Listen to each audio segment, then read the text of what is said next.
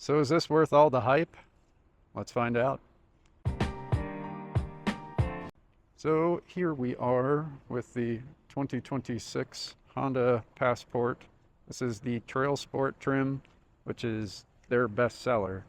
And sales of this SUV have taken off.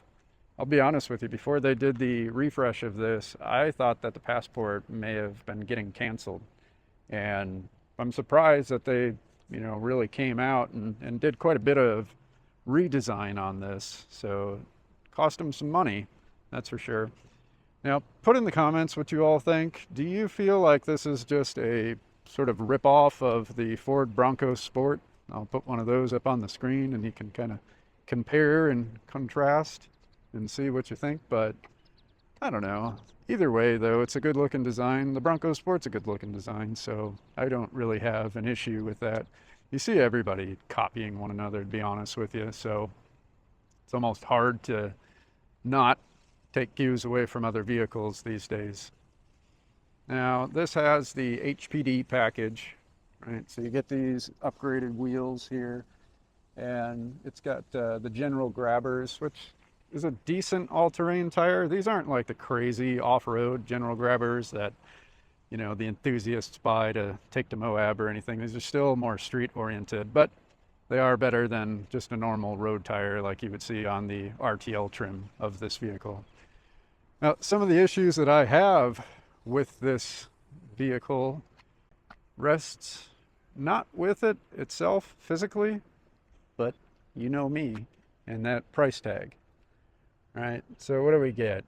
You've got a lovely V6 naturally aspirated 10-speed automatic transmission with their VTM4 all-wheel drive, and they've got a few different drive modes in there, but they blinged this up quite a bit, and it has escalated in price big time. So they've put a bunch of add-ons here.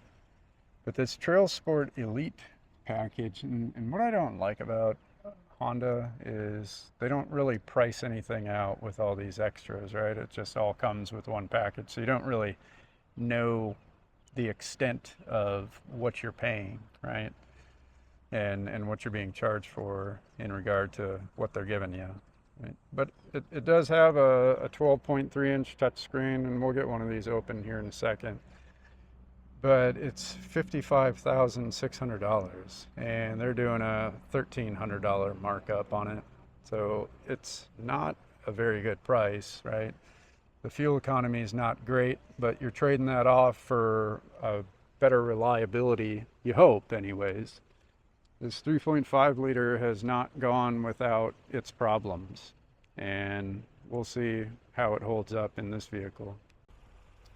All right, so here is the interior. Now keep in mind, this is the Elite TS TrailSport trim.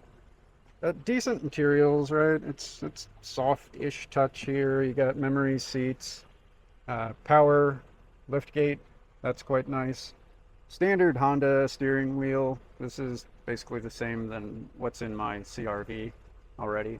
One of the good things that I like is it doesn't have that sort of mesh looking vents and normal once again. So here's the 12.3-inch screen. Here's what you see in the center console. That does have a wireless charging, so that looks pretty good. Heated, ventilated seats, all that stuff. This still retains a lot of the physical buttons. I do not like this push button shifter. We had that in our old Acura, and it was super annoying. So you have your different drive modes here. I'll show you those. So you got sport, normal, economy, snow, trail, sand, and towing. So that's cool. I can't recall what the tow rating of this is. I believe it's 5,000 pounds. I'll put that up on the screen. Nice center armrest. This is quite spacious, so it's good if you want to throw your dogs up there. And a pretty deep center console. There's no power outlets or anything like that in there though. These seats with the TrailSport stitching and all of that, pretty nice. and yeah, decent. One of the bad parts is on that passenger side, that does not raise up and down and it sits quite low. So this one you can adjust it up and down, right? And it'll raise you up pretty good. Right, you can see that passenger, you're going to be barely seeing over the dash. So again, in the back seat, I put this down to kind of show you all this right off the bat, because here's some of the praise that this Passport's getting. But I'll be perfectly honest with you, it seems cramped in here, especially with these seats down and everything. Like it just, I'm not getting the spacious vibe. I understand the cargo space, cubic feet and everything, but again, it just does not feel like as spacious as the 4Runner or some of the other larger SUVs in this segment. Even like the Ford Explorer and stuff like that. I know that's a 3-row, but it still kind of competes with this.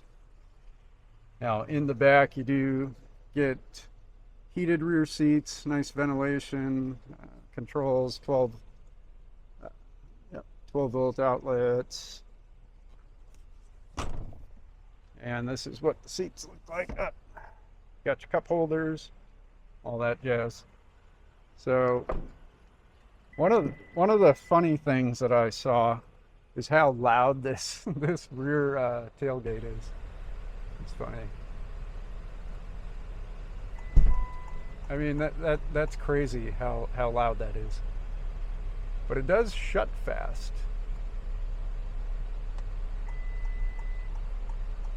And it's really loud when it shuts too. Just like a massive thud. That's crazy. So there it is. So I don't know, folks. I'm kind of torn on this one. It looks nice. I like the styling and stuff like that, but I think that it's getting maybe a little bit more credit than it deserves. It's great to have a standard V6, and a lot of people don't need a 3rd row or anything. But in this case, I'm probably just going to buy the Pilot, honestly, because it's just more spacious. It's got a more usable interior. It's the same powertrain and everything, and honestly, it's sometimes even cheaper than what they're charging for these new ones on the Passport. So put in the comments what you all would do. Would you buy the Passport, or would you just get yourself a Pilot here?